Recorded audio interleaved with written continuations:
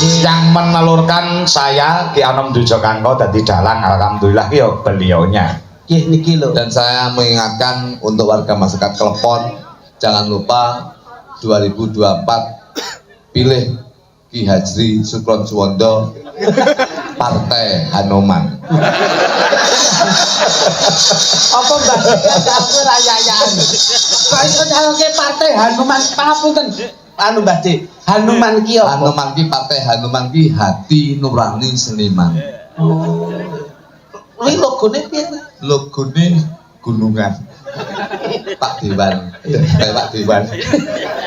Rayaan Pak Dewan. Masuk. Cilikamu biyen sing ngomong ya Mbah De rumaksamu bektimu kuwi lho. Apa nasi beda to, Mas? Nggih, beda kok. Celone gede lho Mbah De. Kekejar raimu. Kabeh diukur to nggon weteng nggon dengkul. Celelekan bocah niku Mbah De. Tapi saestu Mas. Dalang sak Indonesia. Kuwi ora iki tinggal bapak. Nggih. Dalang sak Indonesia. Kuwi ora ono dalang sugih kecuali Mbah De Haji Sukron Suwondo. Kok saged ngoten lho? Lho iki saestu niku. Termasuk nek jenengan ki nun sewu. aku wong Blitar lho, Mas. Lho nggih. Kene Klepon sida dadi Garum ki yo Blitar.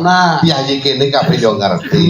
Tapi kumpul ning ngono. Boten tapi saestu jenengan menika salah satu dalang paling sugih di sak Indonesia. Kok sampean ngerti apa? Alah lek trimo Mas Cahyo lho, dalang kondang laris sak paling tamane Mega Sipu Cilik. Nggih, nggih. Mas Cahyo tak dengi Wis live pendopo streaming IG pendopo ya cilik.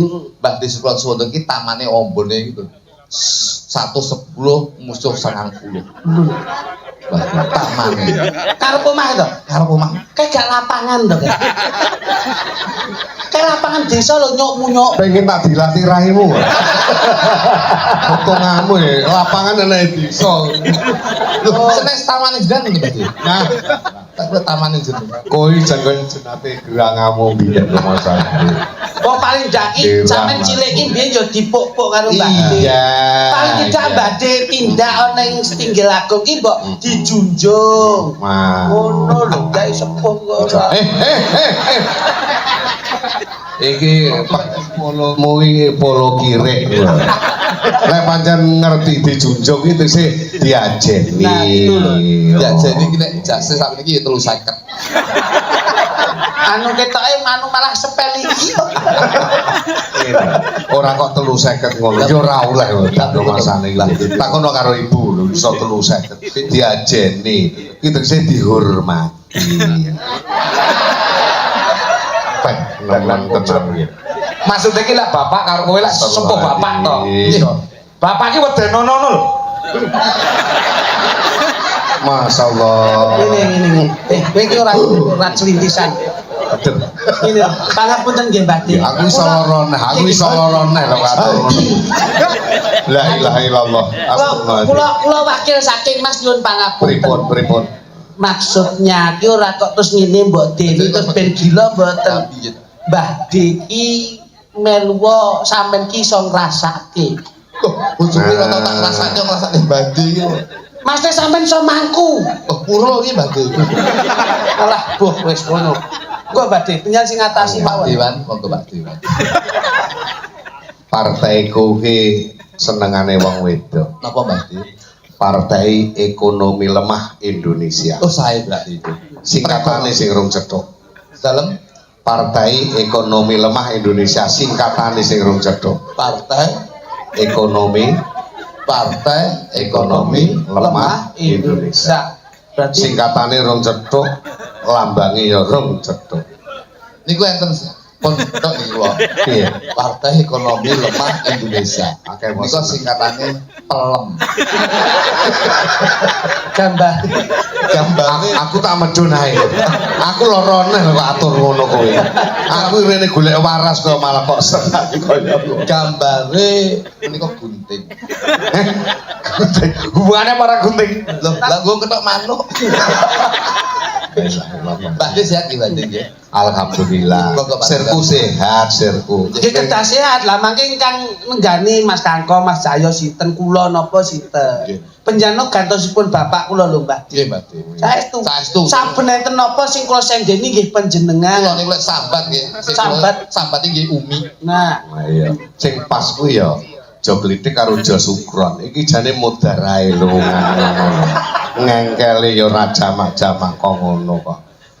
Bapakmu iso kok pangan iki semalan. Wis ora enek pangan karo bapake ora tau nyekar ora dongakne. Lah kene nyekar pripun to, Bace? Wong nyekar mau klentu kok penjan. Nyekar lu klentu. Karo piye ta, Cak? Lah pripun jajal dek wingi tenggene kelumpu niku? Hah? Nyekar niku bengi-bengi wangsul ke nggene Jepara to. King mriki jam 2. Heeh. Lah nyekar niku lah kok niku ngomong kowe ning mburi wae ora ngerti lho. Basa tengarep dhewe lah kok nangis guguk niku Mbah De. Waduh, Pak, sepurane surah aku ya ora iso ngresiki, surah ora iso nyekar sampeyan. Basa kula senteri gawe sentara. Lah kok nek kula delok ngeten iki sing ditangisi sapa ki? Bengi jam 2 lho Mas. Iya. Kok batuku leh nangis guguk. Lah sing ditangisi dudu jenenge bapak. Lah jenenge sapa? Jenenge Surati ngono. Maesane lah terus kok seneni to tadi. Iki sing mbok tangisi Surati. Bapak ning mburimu ki lho aku ngono. Sing tekoki kowe kuwi. Apa? Pak iki anggere jam 2 isuk, iki gendak nang Surati. Wong Mbah De iki lho sing ngancam. Mbah De iki combene kok. Kok ya nemu kebangetan temen nemu.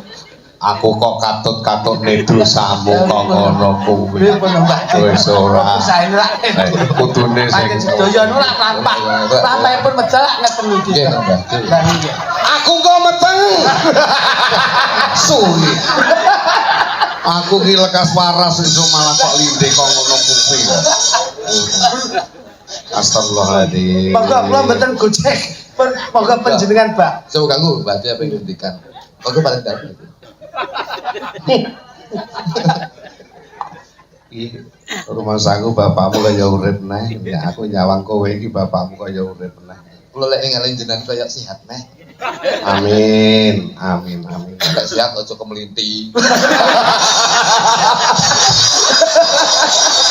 Waktu ngambilmu. Kok kudu dongane sing apik ora kemlinting.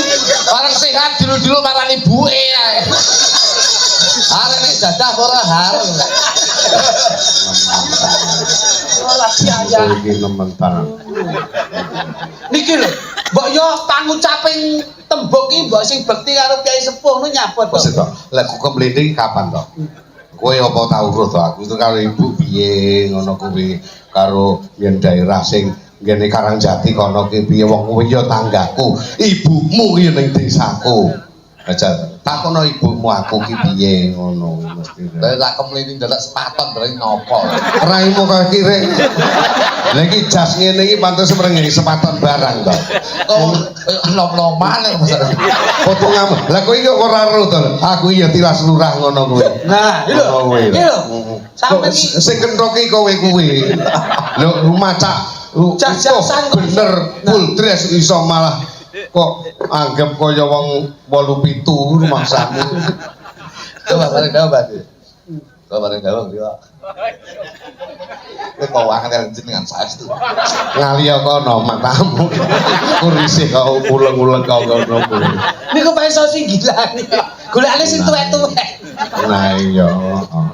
Golek sing tuwek-tuwek sing malah bayar. Sing malah bayar nek kon ngene. Dapure cikalane kok kono modele angger wis jaya ngono esuk sing becak wis ngenteni wis mapak ngono. Heeh, dulure kok jadi. Jenengan Mas Pak Tanto. Ah, sisine sepira, Mas? Lho, sisine Gamelan lho, gamelan iki lho. Kowe awor gamelan ke bayi mau diwoni sijine ndak genah ngono iki njaluk didupak raimu. Tintingane sih. Kowe arep ngentahi aku kowe iki. urung waras sampe dupak. Ora kemelinti apa ya mungkin. Sungkem kula mawantu konco jengandika. Hai sinuwun Gusti kula Prabu Brawijaya. Oh, ora dadi mangopo. Hei. Batas kok. Kobani ngene iki. Lha iki dilulu malah mbok imbangi lho kok iso wangsane kok ora opo piye ngono. Kangen to juga kali kula. Nemen. Iki nek ratu kok malah lenggana aku sing putih. Duh Kanjeng Sinuwun. Wasura hadi lawi ingkang wonten Tuban. Menika ketoprak boyo budaya. Jane ya lucu lho wong loro iki. Ngeten iki lho, Mbak. Mas yo. Tombol sehat ini. Iku paling ora awake dhewe ya mesti sumbangsih mampir dalem Purworejo. Ya ora. Ya nek awam awake dhewe kan ora tek rame. Nggih. Kowe nek Mbah kan rada lucu. Mungkin ku tambahin 500 nggih Mbah. Tah lingkuh ya. Kok iki ramesane Mas Kangko Mbak Dewi sing nambani Mas Kangko Mbak Dewi nang Solo. Nganti nang nggih mlaku bareng aja ta urung cetha banget. Iki panjat tangan. Mbiyen diserang ning Solo tangan-tangan kudu marise. Ali Dokter Igor. Nggih. Terus kaki kanan iki ya urung patek pulih banget. Mas Kangkau karo Mbak Dewi berusaha untuk warase iki. Memulihkan. Iki wis kena. Alhamdulillah. Kobra sikil wis kena nggih mlaku, berarti sikil urip, tangan urip. Terus enek mbiyen sing ya melu mati pisan karepe ngono. Ning sakniki nggih dipun saged urip. Nek ben ketok bentang urip kula terapine, kula kerep kula demoki. Kowe engko ditonyo karo ibumu. Kuwi le demoki khusus. Sing tengane setunggal nggih, Pak.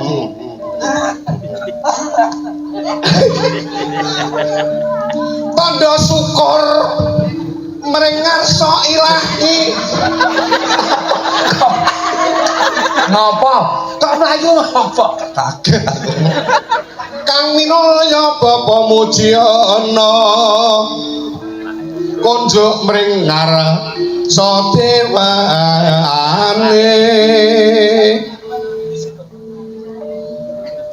ngrawuhke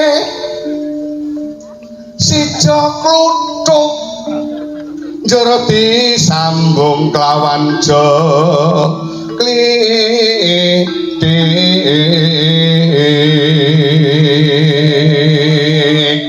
ora maca lho angrengga iki padha ae ku ya melu ganggu dalange kene mikir kaya Asli niku nggih ora trima.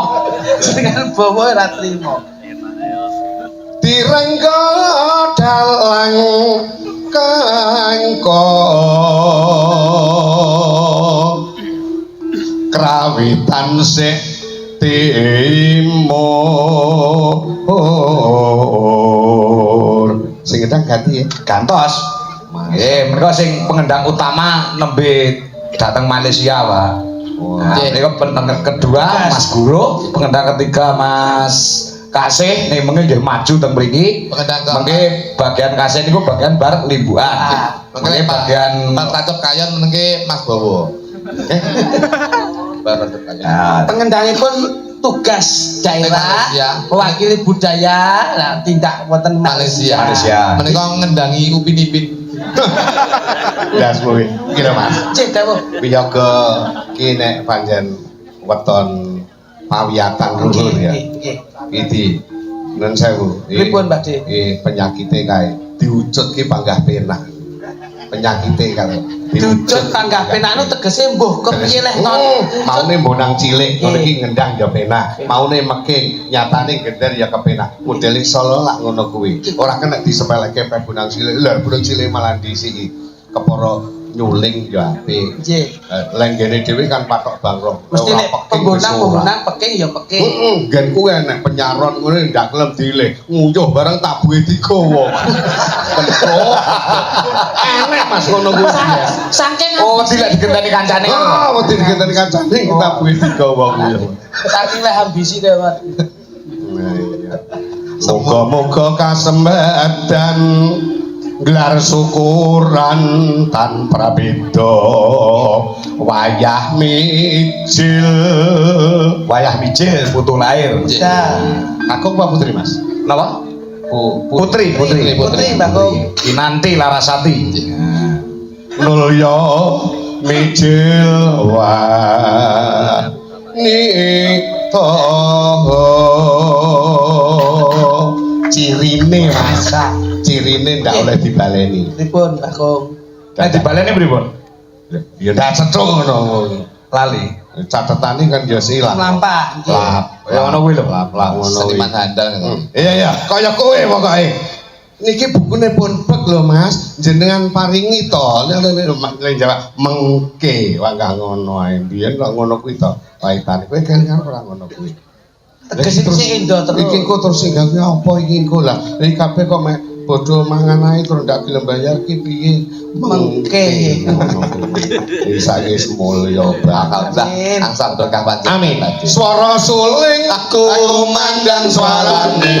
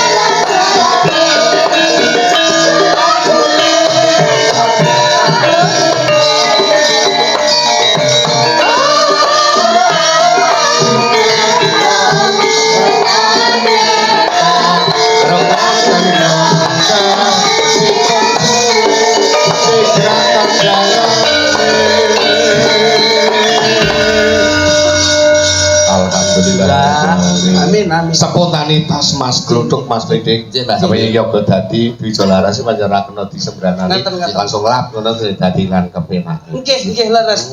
Panjenengan langsung improve gampang sulit nggih saged. Niki diimprove mulai nggih saged lho. Apa?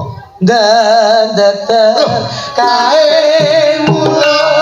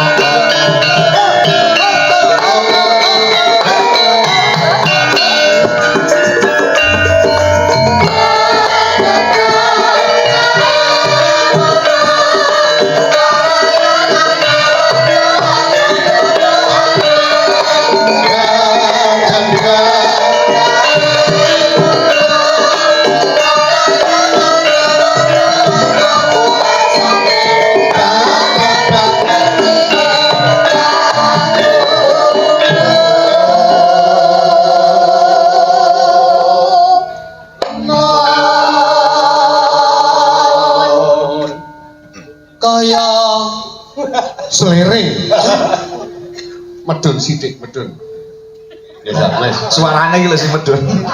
larase iki lho go dhuwur. oh iya Kegeden tak jejeri sepatu dah mau cocokno karo cagake ngono cangkemmu dicocokne karo cagak bundas nambah iki wis angel dijak no ayo sam mau nempat meluru cinta Dewi kula tambo ora metu kok. lah astagfirullahaladzim rotasi yo tombok iku lha iki baji lho kok iso mbok cak omongan nomor iki lho Ora bajir ora tombok titip kerep. kok iki aja jatone namaku pengumuman ya tak kandhani Jo tanggal 16 Agustus aku rene ngene dalem jenenge asmane padha karo aku Mas Pak Wondo wonten iki kok Pengaosan. pengajian Nggih nggih. Anu damel dagelan mboten. wong ngaji lagi dagelan Aku orang karuan alang ujure nggo dagelan. Rumangsamu ki piye? Aku janji ya demen ya. Jawab. Ya cari kok. Nggih, monggo. Assalamualaikum warahmatullahi wabarakatuh. Waalaikumsalam. Alhamdulillahirabbil alamin. Wassalatu wassalamu ala asyrofil anbiya'i wal mursalin sayyidina Muhammadin sallallahu alaihi wasallam. Para ing sami rawuh ingkang winantu pakurmatan. Alhamdulillah kula sukron suwanda dalu menika saged bekta celeng kalih dadi tumut-tumut dengan piye gelo apa piye? Ya gelo mosok pengawasan kok betul tambul. Aku malah ra ngerti lek kuwi kena iki tambul. Sing bedhek lek guyu kan dibater. Guyu wong niku sing kerep tuku sekilo kalih kula. Kaya opo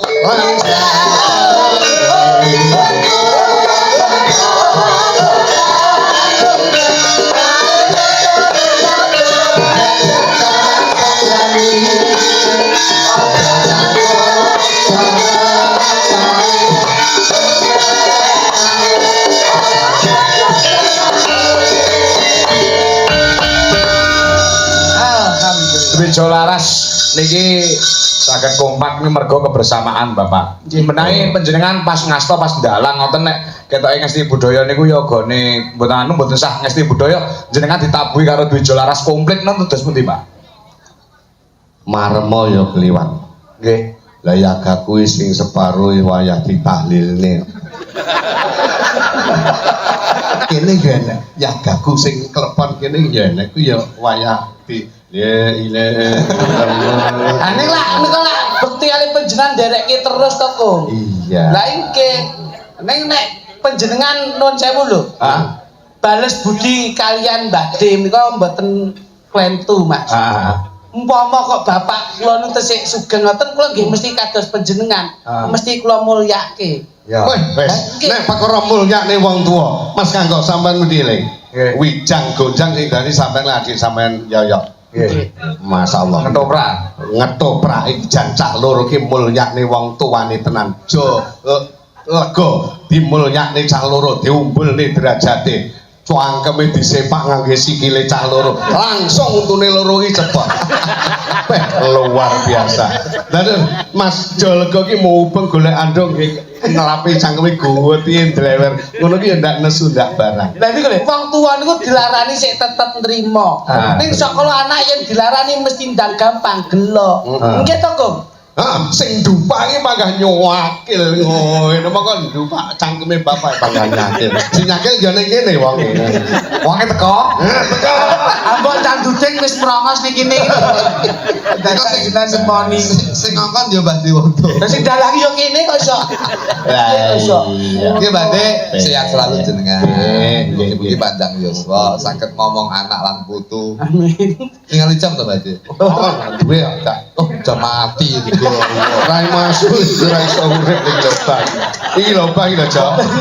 Kok anak bapak dalan kondang kok masuk jame mati gawe. Otomatis tidak pakai batu. Oh, tidak pakai batu gundul nguket apa gak setengah 8. Iki pancen digerakke nek gerak obah. Ngono nek karena mbade lak ket mau sok meneng wae mendel wae lak ya ora obah. Ngono lho. Kurang piye? Bagus. Aduh, ganteng. Karo aku pancen ya murang toto. Asli sak saiki ganteng Kaduane kurang juga. kan ganteng iki pasti. Kirek kurang pawira. Ngadep marang awak mami. Nanantang marang jeneng wang apa sira rangkep katri.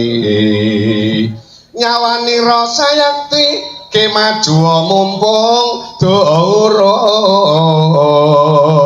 palastra sia-sia rawurung tumekeng pati ejo kluthuk rawurung dadi kuwandha sinom. Yo jawaban. Kok jawabe ngono tok lho. Kirek Iki jaman ketoprak ki antang tangan ya sok ngangge Kira sitok. iso wis sing ngono kuwi kira. Nyumbat iki saged cekel ning cangkem. Wis apa ae? Apa ndas apa moto apa mau sumbar butuh menang. Kok jeneng baca sinau kene jeneng baca ya. Sinau sapa? Kula Nganti dalem jeneng nang kono. ora oleh aja.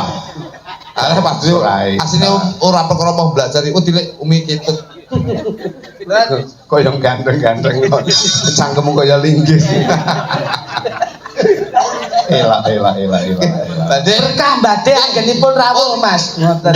Nggih, kami ganti nek gumanwun dhateng Badhe Surat Suwanda bahwasanya monggo dhateng sarengan siji Pak Mujiono sing keloro warga Klepon sehat selalu Pak Mujiono muga-muga awet anggone momong anak putu lan muga-muga Badhe Surat Suwanda paringi panjang yuswa lan sehat salaminya. termasuk sing padha mresani. Nggih, Badhe. Muga-muga le bebrayan diparingi tentrem. Amin.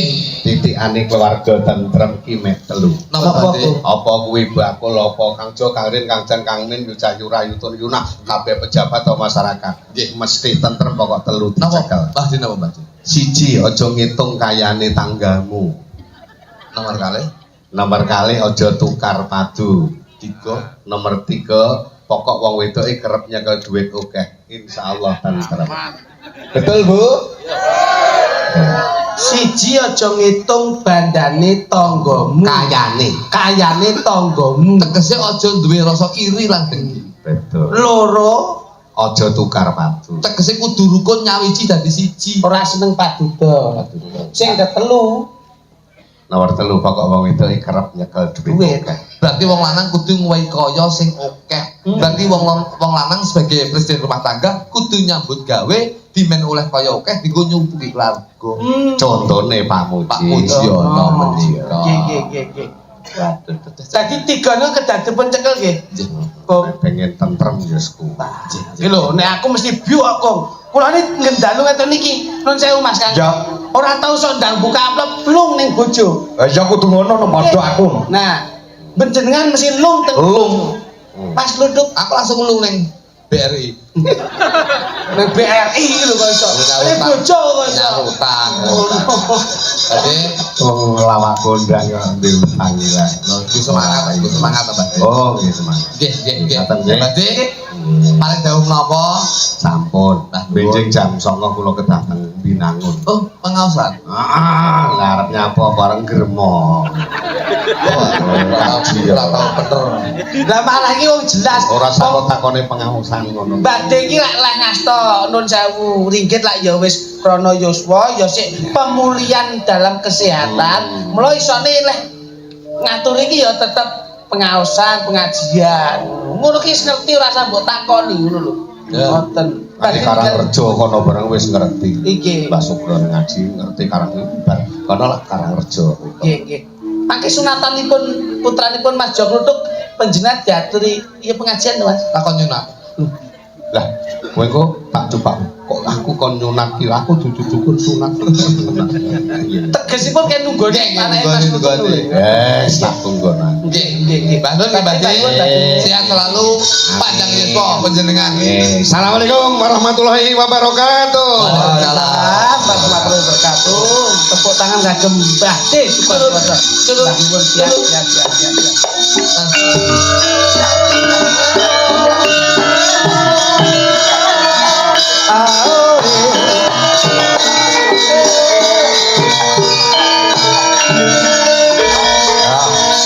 Mas.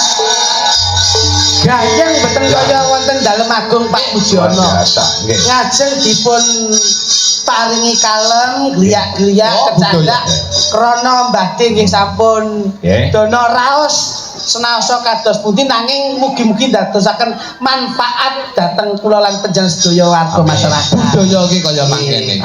Lanjut ya Mas. Anu sama jenenge Chandra karo Mayang. Ayo supaya jumeneng. Topel wong lakan golek ngomongan. Aneke blanja napa Mbak pake pindah.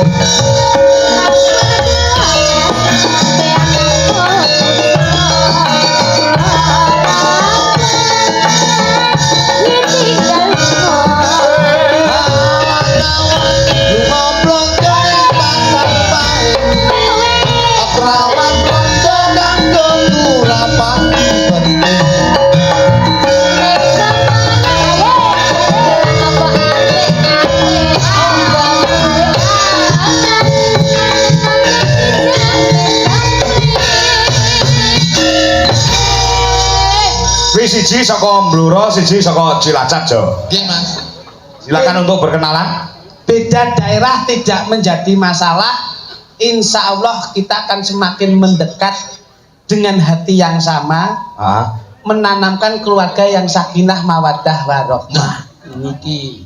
Nggih to, Mas? Oh, betul. Nah, mula niki Cilacap kalian Bluro. Cilacap karo Bluro. Bluro ki lontong tuyuan kondang. Cilacap apa, Nduk? Sriti. Tempe mendoan.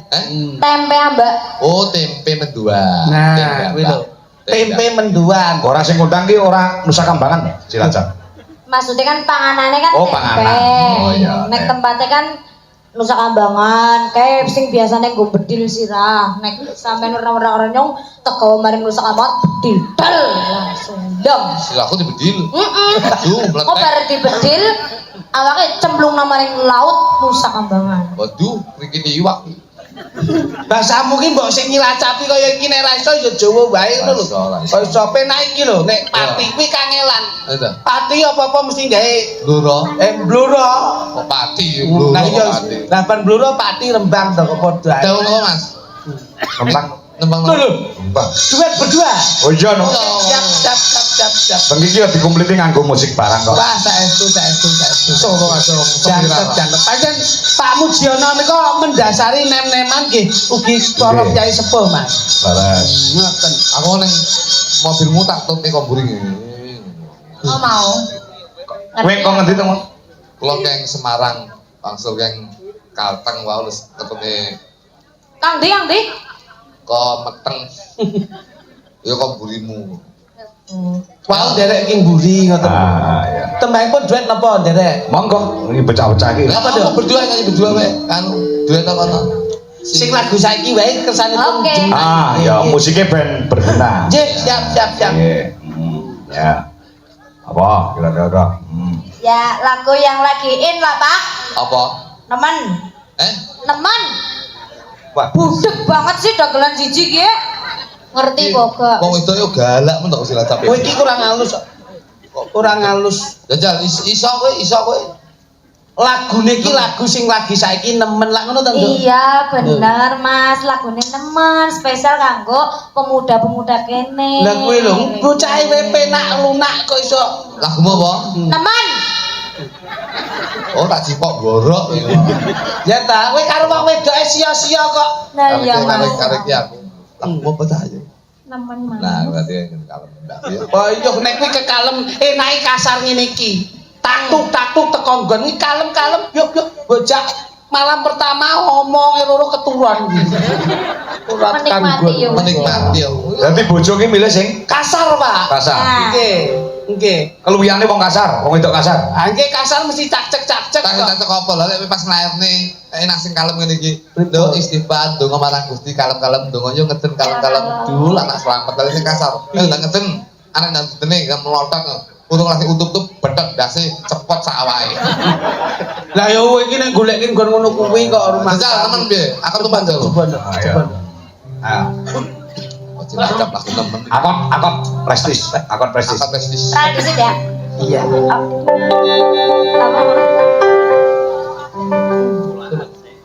Kowe iki obah oke iki. Ya sabar. Nah, sing anteng ngono. Halo. Obah wae koyo ngombe jamu gane ngusek pisan. Ngomong jalukmu piye tak turutane tau sahake aku ra masalah yen kon berjuang dhewe sing penting kowe bahagia endinge. Aku ngerti lagu iki saka tekane saka daerah kulon. Ning gandeng kula wong Blitar. Kula wis gawe lagu maneka warna tentang daerah-daerah yang tertentu. Lah Blitar dereng kula gawe lagu. Oh iya. Niki kula duwe lagu wontenipun Taman Herlingga. Weh. Niki, Pak. Hotel. Oke. Taman Pecut nggih wonten. Taman Pecut. Taman Pecut nika kota. Anu kotmu Mas. Cene Mas. Lagu mesti ame taman ceput. tangan ndi taman pecut. Taman ceput. Taman ceput. Tak enteni kowe ora bali lungamu ning ngendi anggonku goleki kowe lunga ora kondo gawe atiku lara ngopo kowe tega gawe gelo ning taman pecut tresnaku mbok rebut apa kowe ora eling nalika tak sanding nganti awakku mrinding taman pecut. Herlingga. Wis gawe urung? Pun. Oh, kudu ya apal piye Herlingga? Amin Jaya. Hotel Villa Karaoke. Aminor, gila. Pamit mulai ngetan. Cepol mengko nang Herlingga.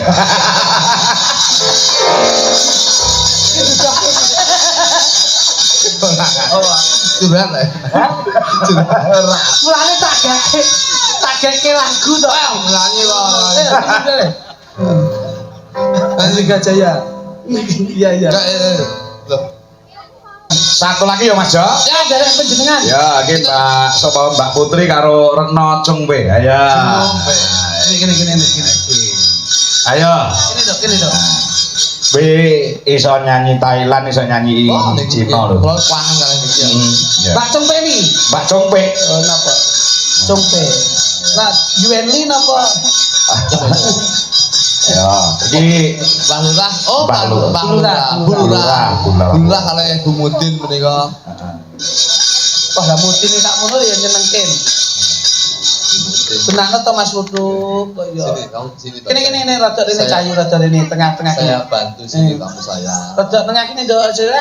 Mesake ayu-ayu bukan rono kok iso ngene. Kene gundelan kene ndok cahyu kene. Kaya nguncane tewel lho. Lurah nyun gendok.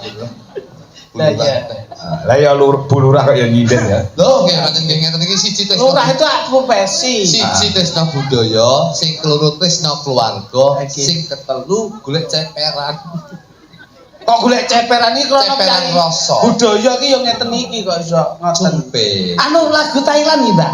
Mboten. Dangdut mawon. Dawuh Thailand. Isin gayane isin. Aku kangen. Iki mergo tau dadi TKW ning Thailand. Jo. Iki tau dadi TKW ning Thailand. Heeh. Usung-usung kates. Lah nyapa kok kates iki? Hubungane iki lho. Loh, kates Thailand. Kok ya sing gawe neh. Lagunya apa, Be? Oke. Sanes ingkang Oh iya. Mau nemen saiki sanes. Dadi Lagu ini ngeten lho, Pak Kangkong. Hah? Niki ilmu saya yang lama sekarang sudah terbukti ngoten. Apa? Jadi apa yang ngarani ya? judul Judul itu sebetulnya lagu itu ora sah dawa-dawa, ya deg-deg ngene iki. Sanes, nemen. tatu. Ayo ngono kuwi. Nek biyen judulnya kedawan. Ah contone Kudune dindekne. apa ki, Mas? Jalan terbaik. Heeh. Kudune dipendekne. Dadi apa? Tol. Jalan terbaik. Benci tapi rindu, Paman. Munafik. Oplosan maneh. Oplosan langsung teler. Ngono. Sakit gigi. Abuh, semono ae. Dadi ngono kuwi. Iya, kedawan. Esem lan guyumu maneh. Wis mencep langsung ngono. Gah, iki mesti elek kok mesti pas nggonku. Terus Likso Tresno. Lingso Tresno. Tumo. Dadi cekak aos ngono ya. Terus tak saiki nemen tatu sanes ngono. Nek suara mesti aku yakin api iki. Lampi iki unggosan kontrol iki dhewe iki lho iki budi iki. Tapi damel anu mboten, pelatihan mboten. Langsung mawon. Aduh. Kalian tole anu sapa jenenge kasih? Ayo ganti posisi Mas Guru dibantu. Nah. Enggak sak wanci-wanci Mas Guru ning Malaysia genti ra kasih ono. Oh, kasih. Nggon menyuro ganti Mas Sutik. Kula tak ora bali engko jaiponge tak cekle. Bagian tayungan Edi Sapi. Nggih. Tapi sak rombongan iso ngendang kabeh. Ya, dibuktikan ya bahwasannya Bejo Laras Indonesia tidak bisa dipandang dengan sebelah mata lah kece. Terima kasih Mas Jogedik Jaglutuk. Mas Kangkon nangge malih lain kesempatan. Amin amin. Derek ndedonga mugi menapa ingkang dipun jangkah Pak Mujiono sekeluarga tansah pikantuk hidayah lan ridho saking Gusti Allah Subhanahu wa taala. Amin. Kang putra lan ugi kang mayah ing samangke dadosa priyayi ingkang dados kekudanganipun Bapak Mujiono lan ugi Ibu Endang Mas Kang. Amin amin. Lan mugi-mugi kemawon bersih dusun Klepon mugi warga Klepon pinanggih karahayot tebihke bilaene cedhake rezeki. Alhamdulillah. Mas, nggih manut blangkon rupane ireng. Lakone kudu anteng dalem. Oke, siap. Kepurukan sih ya. Nah, ya, mendung mendung kaya gawe payung. Ya.